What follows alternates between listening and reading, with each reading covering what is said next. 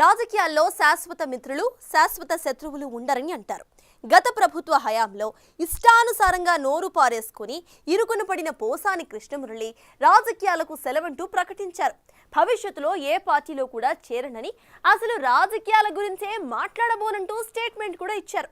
Posani arrest తర్వాత YCP అధిష్టానంతో పాటు ఆ పార్టీ నేతలు కూడా కలుగజేసుకోవటం, ఆయనకు మద్దతు ప్రకటించడం ఇప్పుడు హాట్ టాపిక్ గా మారింది. రాజకీయాలు నాకొద్దు మొర్రో అని కృష్ణమురళికి అంత ఫ్యాన్స్ అసలు ఎందుకు అనేది ఇప్పుడు ప్రశ్నార్థకంగా మారింది. పోసాని ఎపిసోడ్ను తమకు అనుకూలంగా చేసుకునేందుకు ఆ పార్టీ నేతలు ఆరాటపడుతున్నారనే టాక్ నడుస్తోంది. పోసాని కృష్ణమురళి సినీ రంగంలో పేరు తెచ్చుకున్న రచయిత, నటుడు, నిర్మాత.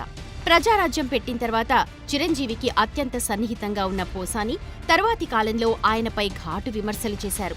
తర్వాత కాలంలో వైసీపీ అధినేత జగన్ కు మద్దతుగా మాట్లాడుతూ ఆ పార్టీకి దగ్గరయ్యారు. తెలుగుదేశం, జనసేన అధినేతలతో పాటు ఆ పార్టీ నాయకులపై తీవ్రస్థాయిలో ఆరోపణలు చేస్తూ కాంట్రవర్సీగా మారారు. వైసీపీ హయాంలో జగన్ కు వీర విధేయుడుగా ఉన్న పోసానికి జగన్ కూడా పెద్దపీట వేశారు. ఏకంగా AP film development corporation chairman పదవిని కట్టబెట్టారు. ఆ తర్వాతి కాలంలో వైసీపీ నేతగా పోసాని కృష్ణమురళి మరింత యాక్టివ్గా మారారు. వైసీపీ ఇచ్చిన పదవి, గుర్తింపు మాట ఎలా ఉన్నా పోసాని కృష్ణమురళి వ్యవహరించిన తీరు వివాదంగా మారింది. ప్రెస్ మీట్ పెట్టడం, చంద్రబాబు, పవన్ కళ్యాణ్, లోకేష్ వంటి నేతలపై ఆరోపణలు చేయడం ఆయనకు అలవాటుగా మారిపోయింది. వైసీపీ అధిష్టానం మెప్పు పొందేందుకు తనలో ఉన్న రచయితను బయటకు తీసిన పోసాని సినిమా తరహా డైలాగులతో ప్రత్యర్థి పార్టీలపై విరుచుకుపడ్డారు. వారి వ్యక్తిగత విషయాలను ప్రస్తావిస్తూ వారి గౌరవానికి భంగం కలిగించారు. ఇదే విషయాన్ని నాడు కొందరు ఆయనకు చెప్పినా తాను మాత్రం మాత్రం తగ్గనంటూ తీవ్రస్థాయిలో రెచ్చిపోయారు. ఓ ప్రముఖ సినిమా నటుడిపై పోసాని చేసిన విమర్శలు నాడు హాట్ టాపిక్గా మారాయి. అధికార పార్టీ అండగా ఉందని పోసాని కృష్ణమురళి ఇష్టానుసారంగా రెచ్చిపోయారన్న టాక్ అప్పట్లో నడిచింది. గత ఎన్నికల్లో కూటమి ప్రభుత్వం అధికారంలోకొచ్చింది. తర్వాతి కాలంలో వైసీపీ నేతలంతా సైలెంట్ అయిపోయారు. ఓ అడుగు ముందుకు వేసిన పోసాని తాను రాజకీయాల నుంచి పూర్తిగా తప్పుకుంటున్నట్లు ప్రకటించారు. ఇకపై తాను ఏ పార్టీలోనూ చేరబోనని ప్రెస్ మీట్ పెట్టి మరీ చెప్పేశారు. భవిష్యత్తులో తాను ఏ పార్టీ గురించి కానీ, ఏ నాయకుడి గురించి కానీ మాట్లాడబోనని చెప్పారు. నాడు పోసాని ప్రెస్ మీట్ పెట్టి మరీ తాను వైసీపీ నుంచి తప్పుకున్నానని ప్రకటించినా వైసీపీ అధినేత జగన్తో పాటు ఎవ్వరూ స్పందించలేదు. పోతే పోని అన్న రీతిలో లైట్ తీసుకున్నారట. ఉండేవారు ఉంటారని, పోయేవారు పోతారన్న అభిప్రాయం వ్యక్తం చేశారట. అసభ్యకర వ్యాఖ్యల కేసులో పోసాని కృష్ణమురళిని పోలీసులు అరెస్ట్ చేశారు. ఆయనపై ఏపీ వ్యాప్తంగా పలుచోట్ల కేసులు నమోదయ్యాయి.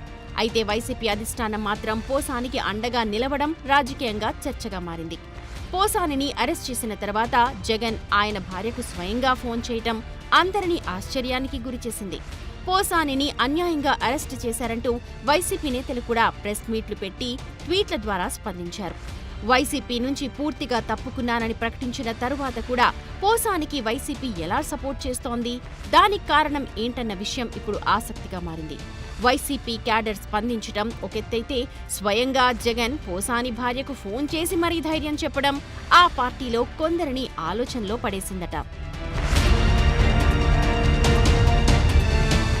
మరోవైపు పోసాని కృష్ణమురళి కేసును వైసీపీ న్యాయవాది పొన్నవోలు సుధాకర్ రెడ్డి వాదిస్తున్నారు. ఆయన న్యాయవాద వృత్తిలో కొనసాగుతూ ఉన్న పార్టీ విధేయుడిగా పేరు తెచ్చుకున్నారు. పోసాని కేసులో అన్నీ తానై వాదనలు వినిపిస్తున్నారు.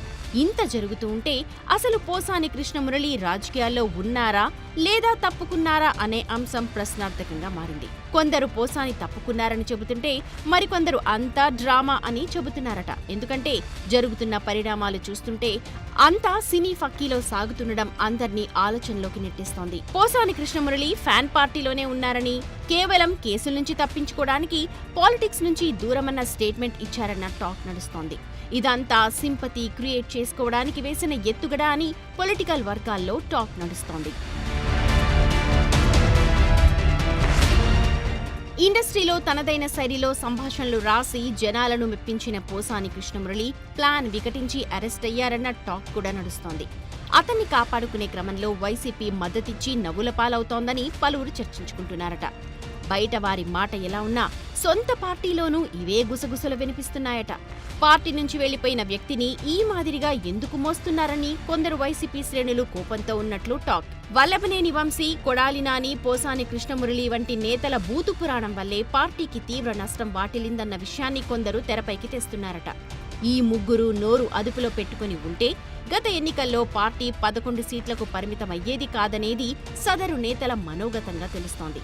ఈ ముగ్గురు ఒకే సామాజిక వర్గానికి చెందిన వారు కావడం, అదే వ్యక్తులు అదే సామాజిక వర్గానికి చెందిన నేతలపై తీవ్ర స్థాయిలో వ్యాఖ్యలు చేస్తే అది కాస్త వికటించి తాము నమ్ముకున్న పార్టీకి భవిష్యత్ లేకుండా పోయిందని మరికొందరు ఆవేదన వ్యక్తం చేస్తున్నారట.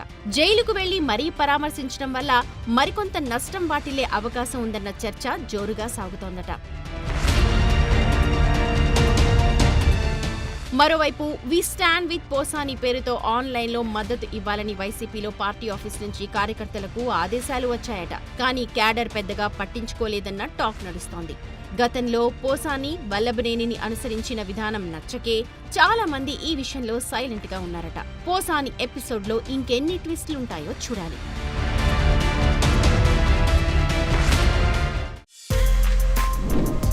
For more videos like this, subscribe Big TV channel.